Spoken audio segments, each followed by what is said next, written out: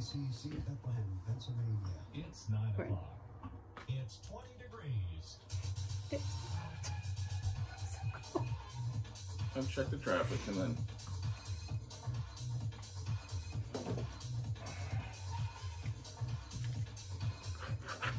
Reported from the 69 News Traffic Center, accident free in the Lehigh Valley on 22 and 78, Berks County on 222 and 422, Schuylkill County on 209 and 309, Carter County on 248 and 443, and on the Turnpike. The 69 News Traffic Center tip line is 610 820 1111. I'm Jeff Bolden in the 69 News Traffic Center. Good morning. You are joining the Dr. Susan's PH Live Call-In Health and Wellness Show. The phone number is 610-866-8064. Good morning, everyone. We hope you are staying warm wherever you are because it is cold here. Welcome. Today is February 10th, 2021, and we know that every Wednesday we talk about health and wellness. And remember, this is a call-in show, so if you want to call in and share your ideas or ask questions, our number is 610-866-8074. And we are also going to remind you that if you are texting me or messaging me, please remember I cannot check those until the break at 9:30, just so you know. Today's topic, are you ready for this? Love your heart, love your health. And yes, later in the hour, we will be talking about the Lehigh Valley's favorite chocolate from our poll on social media. But as you know, I hope everybody knows that February is Heart Health Month. That's right, Heart Health Month. It's a month dedicated to many things, but one of them being your heart. So, and we have a very special guest in our studio today. This is awesome. She's going to help share and keep us healthy. I would like to welcome to our studio Abby Silfies from the American Heart Association. Thanks, Susan. I'm so happy to be here. I was just looking back on my Facebook memories yesterday and realized it was a year ago that we sat in these chairs and talked about National Heart Month, and I'm thrilled that we're actually back here together today. Right, and then we also talked about, too, I think we did two things that day, because we also talked about the Every Ribbon Counts Foundation, too. Of course. There we go.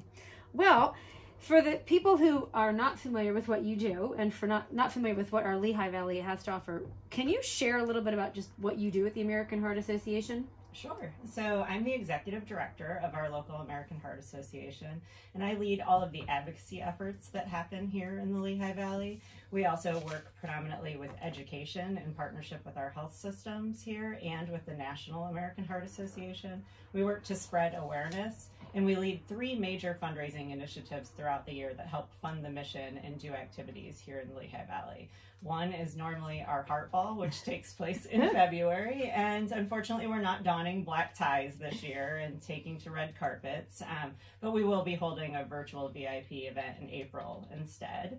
And then we do our Go Red for Women luncheon, which is our marquee event, which happens in June, and it's a luncheon, and we highlight survivors and caregivers throughout the Lehigh Valley that really have made an impression in a heart disease or stroke survivor's life. And so that's a really incredible day where women from all over the valley dress in red and come together.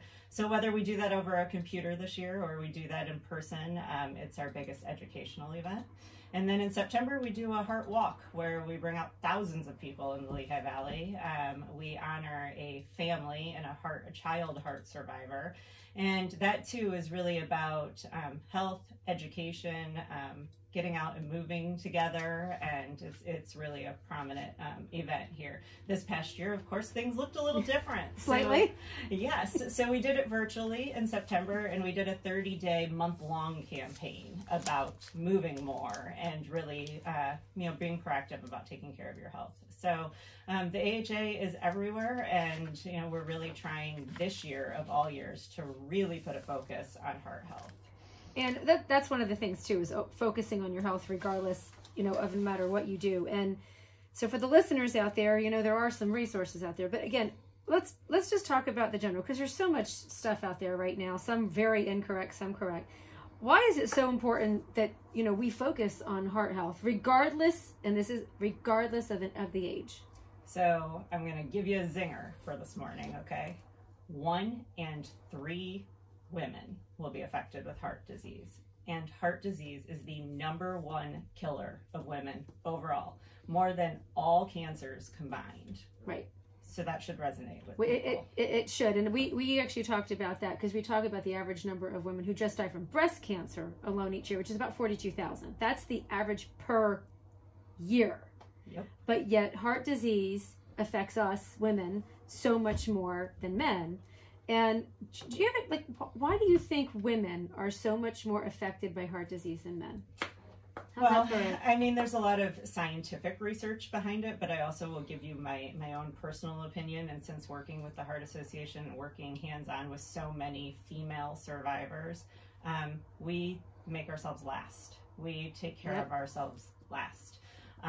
We put our families first. We put our careers first. We put our friends, neighbors, anyone first before we go to the doctor. We don't listen to our own signs.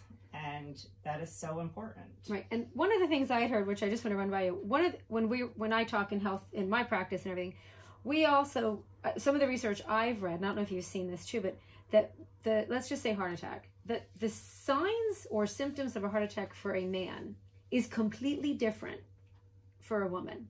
That is correct. There are some similarities, but women have very different signs, and the problem is that our signs can also be symptoms of other things, and so they're easily maskable.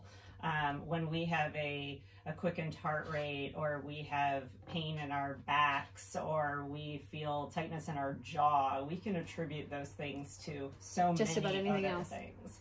And so you really have to seek medical attention. When you hear that something is not normal in your body, we have to take ourselves to the doctor. And women, I found too, women have a tendency to ignore a lot of the stuff. Like, we feel a symptom or we feel something, but a lot of the times we ignore it because, we'll worry about it later, we'll fix it later. And then those of us who've had multiple children and gone through labor and childbirth, we're like, this is nothing compared to being in labor. And I think some women compare things to that, and then that can also lead into some trouble for them. Absolutely. And one of the biggest contributing factors to heart disease sometimes can be pregnancy. I thought you were going to say children. That's my gray hair. Yeah, me too. But no, is pregnancy and the toll that takes on your body. So, a lot of times you hear people talk about that their journey with having heart issues started with preeclampsia or issues that they developed during pregnancy. And so, as you said, we ignore those things, right? We just attribute it to right. And something that's else. a hard thing. Sometimes for women too, we just keep pressing on, and just, I'll deal with it tomorrow. And sometimes tomorrow's a problem. 100%. Right. Okay. So we need to pay attention to that. So, and here's the other thing. So you're working with women, kids about heart health. And so what is like the number one way? Like, if people out there go, okay, what's the number one thing? What is something I can do right now that I could work on my heart health? Like, so you need to stay physically active. You need to eat heart healthy, and you need to take care of your mental health as well. So it's we call it the trifecta. Absolutely. The trifecta. One of the things we talked about a show, this was way back, I don't remember when we did the show, but we talked about, hydration. And we were explaining that we're more dehydrated in the winter than we are in the summer. And I had a guest on, they're like, no, that's not true. And I'm like, well, just think about it, is when do you suffer? Your hands, how your fingers, the skin cracks along your fingernails and all that. How comes that doesn't happen in the summer? Right? And then the other thing is, we talked about static electricity. Now I remember we were little, your kids used to wear socks on that lovely orange shag carpet in the living room. I'm sorry, going back to my time. But, and then you'd scuffle your feet along, and then you'd jump up and shock somebody. And it's so much easier to do that in the winter than it is in the summer. Right, when you shed your coat and your hair stands out. Yes, we'll see. We were trying to explain that there is less humidity in the air, so more is pulling from us. So therefore, we are more dehydrated in the winter. So we actually really need to be conscientious about staying hydrated. Absolutely. I think hydration is a huge thing. I've had to train myself to carry this water bottle around and to make myself drink. I have a couple of friends that are like, it's their job to text me and say like, breathe, drink, you know, things like that. I actually have a picture of me. I have a client who I do home visits, and I had to remind her to drink more because I do laser therapy on her. And one of the things, you got to drink when you have laser therapy. So I actually my son took a picture of me, like pretending I was yelling at her to drink better. So every once in a while I text her that picture to remind her to drink water. But yeah, it is important to stay hydrated and with the correct fluids. You know, water is obviously the best choice on that one. So that's important things. Any other things? How do you convince people to move right now? So that has been an area of focus since last March. One of the quickest things that we realized as the world went to stay at home was that people started focusing on their computer screens and were stuck in a desk chair in ways that they never had been before. Even if you had an office job, before, you used to get up and go to lunch, or you had to get up and drive to work in the morning, and there was some physical activity that happened within your workday. And then here we found ourselves on 8 to 10 Zoom meetings a day and doing nothing. So the AHA quickly launched a ton of virtual programs that were stretching, meditation, quick workouts.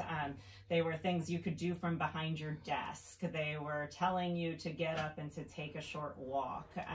We were encouraged that on any meeting internally that we had that was not on camera, that we should take it with headphones and while taking a walk. We launched a lot of exercise challenges for local companies and their employees to try to just get people engaged in the fact that, like, you have to get up out of the chair, and it's so important. And we were talking earlier about all the injuries we're seeing, like tech neck, because people are sitting wrong at their desks, and now their neck and their back and their shoulders hurt because their monitor's not where it's supposed to be and their keyboard's not at the right level. I actually have some patients who actually text me pictures of their desks where they're sitting. I'm like, when you're not, have your wife take a picture of you when you're not paying attention, and then text me. I'm like, you know, and then you look at the height of the chair is wrong, the desk height's wrong, the computer monitor's at the wrong height, it's not at eye level. So that's creating issues too. So, and then too, like, how many, I'm wondering how many people have treadmills and don't use them. They're like the clothes rack in the living room, you know? Guilty as charged sometimes. I think it's on YouTube or something. There is a how-to video. My husband did this for my oldest daughter. He actually made this platform. Like, it's a piece of wood. He went to Home Depot, bought a piece of platform, put some railing siding on it, and it literally sits right on top of the handlebars on the treadmill, so she can put her computer on it, so she can walk on the treadmill while she's watching a Zoom meeting and stuff. So those are some things we've been trying to encourage too, because I know they came out with the standing desk. Yes, I have so much more popular now, and now they even have some different like balance boards and such that you can be standing on just to get some activity while you're talking. I mean, I always tell people, please humor me while we're on the Zoom, because I'm going to be standing up, or I'm that ridiculous one that's stretching or doing a couple squats, but like we have to keep the blood flowing. Yes, right? You have to move. So whatever you have to do. So one of the things too is now with all the snow that we're getting, we're supposed to get buried again, I guess. I don't know. Elsa is not a happy queen at the moment, but so when you're stuck at home, can people go to the AHA website and look for these things? Like, what do you do at home when you can't leave your home, but you need to find ways to exercise? So, absolutely. The AHA website is heart.org. That's it, heart.org, guys. That's easy. Heart.org, go find it. And on heart.org, it is literally an encyclopedia of things you can be cooking through all of our, I think that there's on there like 320 different cookbooks, not just recipes, like actual cookbooks. There are a ton of physical workouts. The AHA partnered with Twitch this year, and they've been sharing out every single day different celebrities and different musicians, DJs, things like that, doing short workouts that you can click on and do. And then there are all the facts and figures. I had somebody call our office last week and say, talk to me about shoveling the snow. Why do so many people go into cardiac arrest while shoveling snow? And I was able to pull a document off of there in moments that really explained all the different factors that go into why that affects your heart. And it's silly things like being hydrated before you go outside. Right. It's how you're lifting. It's what you're wearing. You know, and they're just basic facts, but they can all be pulled from the website. I'm going to tie in that mental piece with you, because I even know a lot of people that I live in a neighborhood, and most of the people who are directly around me are retired, and they are so stressed with the snow. So now you take that mental piece and you throw that on top of, oh, we've got to shovel 36 inches or whatever. You know, that stress piece alone is they're angry or upset about the snow to begin with, and now you're walking out and shoveling. And this last snowfall was heavy, you know, and some of these people were not ready to do that, and they, you know, and if they haven't been exercising all quarantine, you're really throwing a wrench in their physical makeup. You're putting a lot of stress on your body. And another thing that was on that paper that I found interesting, because I think, you know, it's the snow day theory, right? Like, we're going to sit around and have a couple beers because it's the snow day and we don't have anywhere that we're going to go, and how alcohol can really play a part in injuries and in effects on your heart while shoveling and doing physical activity. Right. So get your shoveling done before you have a couple of beers. There you go. There you go. Yeah, it's a very, very important thing. Or my always thing is, if you know you need help, because, you know, let's go back to that woman thing that we were talking about. Women don't ask for help. I have a friend of mine who, I'm helping her with a couple of things right now with her POA and will and stuff through the foundation. And it's funny because I look at her and she won't ask for help for anything. So how do we get people to recognize that and then ask for help? So I think education is huge and awareness is huge. So this past Friday, the first Friday of February every year, is National Wear Red Day. And the whole point in that day is an awareness factor. And it is women all over the world who wore red on Friday, and men, and posted about that 1 in 3 women will be affected. I think that that awareness factor drives a comfort level where people are a little more inclined to ask for help. We always see a flood of people seeking knowledge and education following that day because it becomes, you know, relevant in their minds. Okay. So, you know, this month is really why we do a lot of this, why we're, you know, talking publicly about heart disease, is really to drive people to educate themselves. And that's important, because we know that education is the key for everything. So, but let's backtrack a little bit. So we talked about women, we ignore most of our symptoms. Men may too, depending on what they are. I'm not going to put any jokes in here because I was going to say there's so much we can say. I know, but I'm not going to do it. It's too early in the morning. Poor Chris is running the board this morning. I'm not gonna do that. But what, you know, like, okay, so you know, especially all the women out there who are like right now, and plus a lot of women and men, parents are stressed. I sat in on a board meeting last night, and I could hear the stress in the parents' voices talking about having to deal with their kids at home and doing school at home.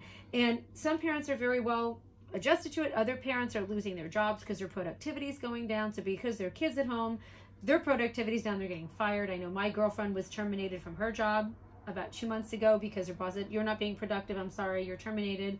Mm-hmm. And she's like, "I got my kids at the end," you know. So there were crazy things like that. But taking all that stress, how do we help or get the word out about what people should look for? Because a lot of people are very stressed right now.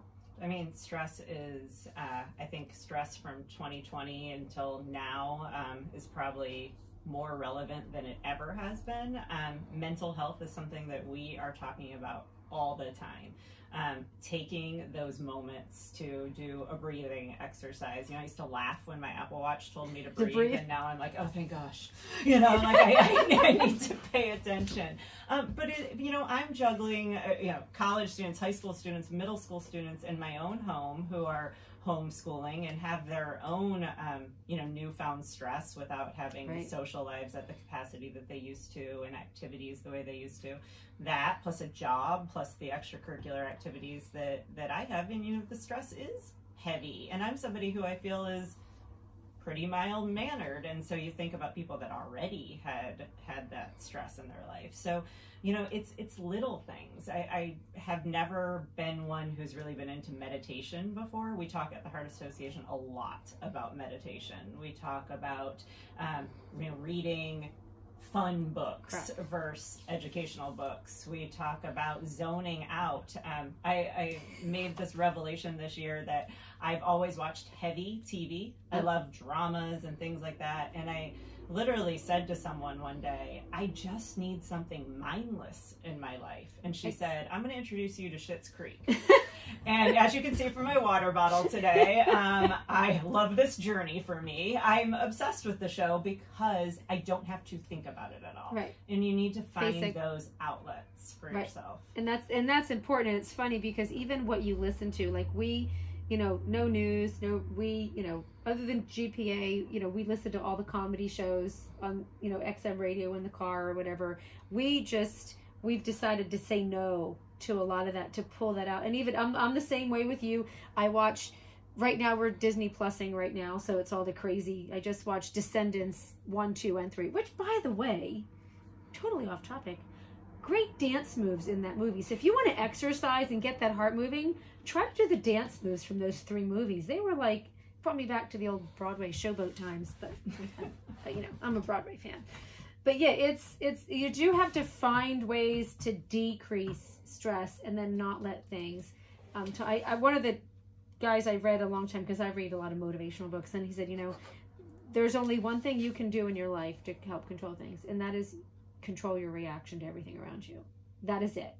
It's your reaction that determines whether you turn a mountain into a molehill, or you turn a puddle into a lake, or you turn a raindrop into a monsoon. He goes, that's all up to you. You have to do that. 100%. So change your reaction. Well, we talk a lot about being proactive, right? And it's that, just planning your day out to have those mental breaks and also those health breaks, where you're going to take your couple 10-minute walks throughout the day, or where you're going to do a few exercises, or where you're going to do something mindless. Right. Meal prep has become a big thing too. We talk a lot with Heart Health about healthy eating.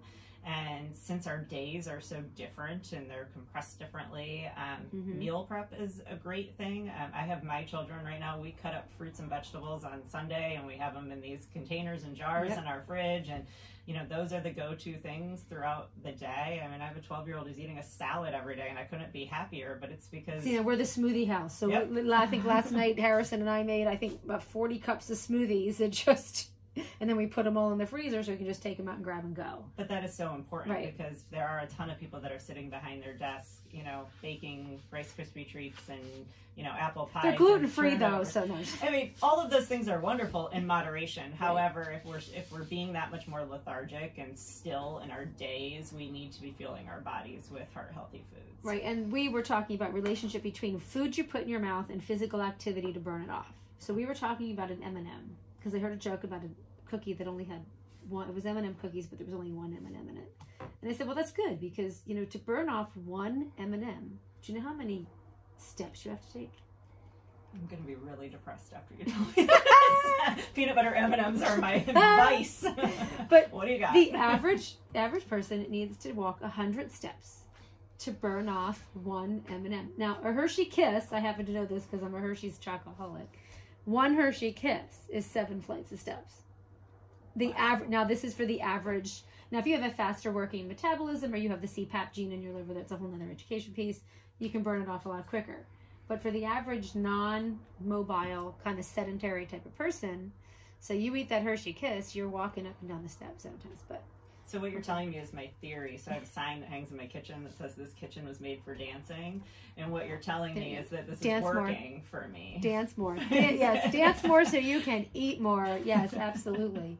But then, and that's the other thing, is everything in moderation. We try to push that. I had one of the tips, again, for heart health is get all the plates in your cabinets and ditch them and go to small luncheon plates. Get rid of the dinner plate. That's that whole... There's a whole mind piece on that is, look, instead of filling that 8-10-inch dinner plate, go to the 6-inch luncheon plate. That's what we used to call them back in the day. And that's what you eat off, because, your stomach is only so big.